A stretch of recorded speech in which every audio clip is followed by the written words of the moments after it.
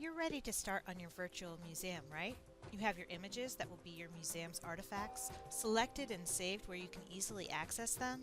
You have your text typed up into a Word or other text file from which you can copy and paste into your presentation. You have set aside the time to make a museum that's not only worthy of visiting, but it is informative. Great! For the purposes of this demonstration, we're going to be looking at the PowerPoint program that comes with Microsoft Office 2010. Whether you use this version or another, or even a similar interactive presentation software to make your virtual museum, you want to make sure you know how to see certain things, such as grid lines, and how to access some basic tools, such as shapes, and commands, such as fill and order. So get familiar with the program first. On the first slide, go ahead and select a blank layout. Turn on the grid lines, guides, and rulers to make placing your objects easier. Now let's get started on the lobby area of the virtual museum. This can be considered home or the hub of the museum. In the lobby, you will be placing a minimum of 4 museum pieces, artifacts, that will serve as hyperlinks to the text of your research. This text can be in a standalone slide that will link back to the lobby, or it can even be an object alongside other related artifacts in a secondary room.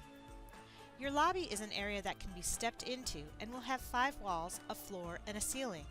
There's the back wall, 2 side walls, and 2 hallway walls that lead off to the left and to the right. Begin by inserting a rectangle shape that will serve as the hallway wall on the left. Don't worry about the colors and lines of the shape yet. This rectangle should line up with the left edge of your slide. Next, insert a trapezoid shape that will serve as the left side wall of the lobby area. With the trapezoid selected, you will see the Drawing Contextual ribbon. In PowerPoint 2010, contextual ribbons only appear when the object it applies to is currently selected. Using the Rotate command, flip the trapezoid so its longest side is on its left. Move, place, and resize the trapezoid so the longest side is aligned with the edge of the left hallway rectangle. If you're having trouble resizing or positioning, consider turning off or on the Align to Slide option. This feature is accessed from the Home ribbon through the Arrange drop-down menu in the Drawing group, under Position Objects, Align, Align to Slide. Insert a second rectangle that will serve as the back wall. Move, place, and resize the back wall so it is the same height as the shorter edge of the left trapezoid wall. Try to align their edges, but don't worry if it's not aligned exactly. By moving the back wall to overlap with the trapezoid a bit, you can still make it look aligned by ordering the objects. Arrange this back wall with Send to Back, either from the Home or Drawing Tools ribbon, so it appears definitively behind the other walls. Insert a third rectangle that will serve as the right hallway wall. Make this rectangle taller or shorter than the other hallway wall to add visual interest to your room, as it will appear closer to or further from that back wall. This rectangle should line up with the right side of your slide. Insert a second trapezoid that serves as the right lobby wall, reaching the back wall and the right hallway wall. Using the Rotate command, flip the trapezoid so its longest side is on its right. Move, place, and resize the trapezoid so the longest side is aligned with the edge of the right hallway rectangle. When the trapezoid is selected, you can click and drag the yellow diamond to get the top left corner of the trapezoid to line up with the top of your back wall. Edit Points under Edit Shape on the Drawing Tools ribbon to get the bottom left corner of the trapezoid to line up with the bottom of your back wall. Now is a good time to tweak the size and positioning of your walls, including editing other points of the trapezoids. Remember that you will be hanging artifacts on your walls, so you want to leave your wall shapes, the rectangles and trapezoids, wide enough to have a decent display of images. Lastly, insert a rectangle that covers the bottom half of your slide completely, and send it to the back of all the other shapes. This is your floor. The slide background is your ceiling. Now you can be creative in filling your floor, ceiling, and walls with textures and colors. Be creative and consider using color gradients that further add to the visual interest, for instance, giving the appearance of light filtering into your lobby from the left or the right. Save your project. After you've saved your project, I recommend copying and pasting the empty lobby slide in your navigation pane at least 4 times so it can be used as a base room template of sorts. This will let you easily make secondary rooms that link back to the lobby. For instance, a second room may have the variation in shape by simply deleting the left hallway wall and left trapezoid, and then expanding the back wall. Your color scheme can be changed too, but you already have the floor and ceiling design completed. Again, save your project. Now get ready to place your artifacts. In your lobby, you will be placing artifacts. These are your images saved to a thumb drive or other location that is easily accessible on the rectangular hallway and back walls, as well as the trapezoid walls. Begin by placing artifacts on the rectangular walls. These images will not need much manipulation other than stylizing them. Select Insert, Picture, and browse to your first image file. This image is going to also be a link to a room that holds the text you've written as well as any related artifacts. Resize and move your picture so that it fits on your wall. Optionally, format your picture's border and shadow. Place a second artifact as a picture on one of your other rectangular walls. Resize, move, and format it appropriately. The pictures that go on the trapezoid walls are actually the fill effect of a shape. Select one of your trapezoid walls. Copy and paste the trapezoid and then resize it by scaling it to a percentage of the original height and width. This can be done by expanding the size group in the Drawing Tools menu. This opens the Format Shape window. The scaled, smaller trapezoid keeps your artifact in correct proportion and perspective to the wall where it will be mounted. With the Format Shape window still open, click on the Fill option. Select Picture or Texture Fill, and then select to Insert from File. Browse to and select the image that will be the artifact hanging on the trapezoid wall. Uncheck the Rotate with Shape option before closing the Format Shape window. Move your picture so it's positioned correctly on your wall. It may help to align the middle of the picture and the trapezoid wall. You can always edit the points of the picture trapezoid to help with the perspective and proportion appearance.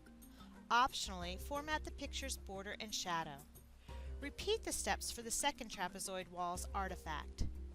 Save your project. Place a project title in your museum lobby. You can be creative and make the title a part of the museum similar to the artifacts. As the creator of this virtual museum, make sure to give yourself credit in the lobby as well. It's important to give credit where credit is due. Insert an empty slide at the end of your project for your citations. On the Citations slide, insert an action button shape that links to the first slide on mouse click. View your museum in the slideshow view to test your hyperlink. Go back to the lobby, your first slide.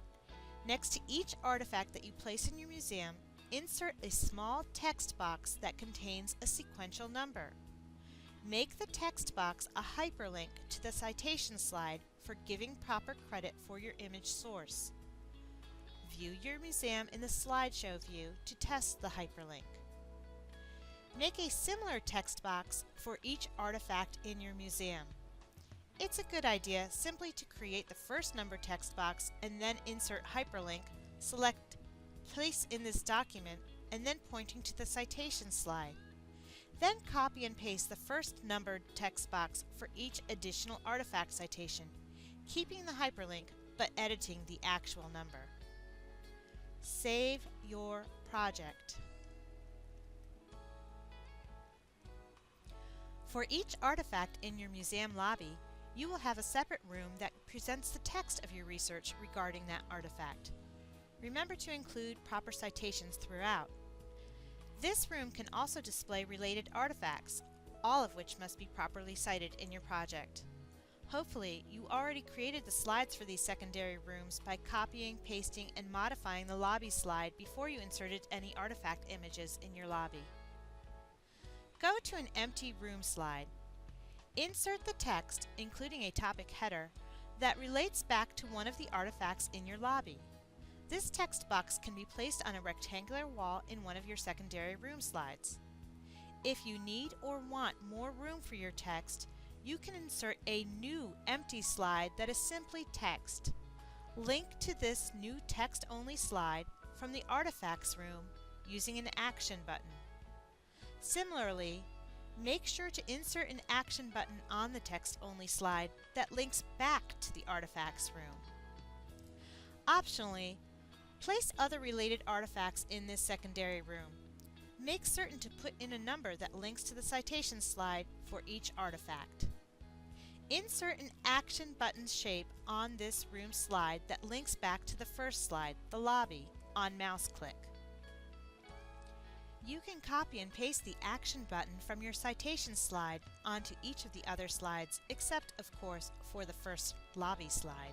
Make sure to save your project. With your secondary room and optional extra text slide complete for an artifact, return to the first slide, the museum lobby. Select the artifact that matches with the room you've just edited. Insert a hyperlink on that picture to link it to the artifact's room. View your museum in the slideshow view to test your hyperlink. Repeat these steps for each room and topic and lobby artifact in your museum. Save your project after each room is edited and each hyperlink created.